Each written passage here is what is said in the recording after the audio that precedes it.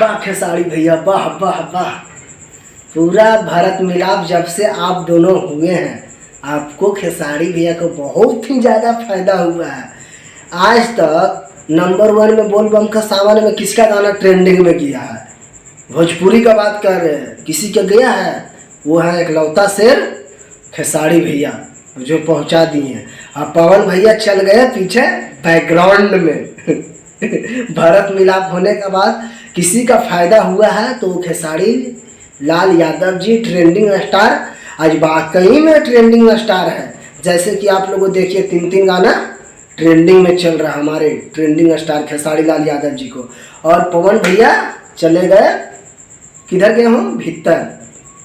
और पवन भैया उठ नहीं पाएंगे लगता है, ऐसा सावन का बात कर रहे हैं। ऐसे तो पवन भैया का गला में सरस्वती वाच लेते हैं, उनका बारे में तो ये नहीं बोलेंगे, पर लगता है ऐसा मेरे को लग रहा है कि सावन का गाना पवन भैया का ट्रेंडिंग में जाएगा कि नहीं जाएगा वो पवन भैया जानते हैं।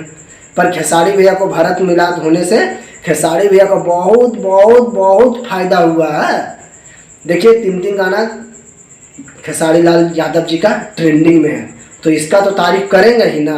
अब पवन भैया जब से भारत में, पवन भैया का फैन भी बहुत ज़्यादा नाराज है, मतलब गुस्सा है पवन भैया से बहुत ज़्यादा, क्योंकि नहीं चाहते हैं। खेसारी लाल यादव जी का जो फैन जो है पूरा कट्टर फैन है, किसी का एक का ही होना पसंद करता है, ये नहीं।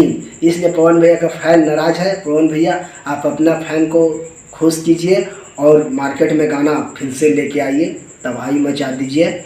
आप खेसारी पवन भैया भोजपुरी का किंग थे, हैं और रहिएगा।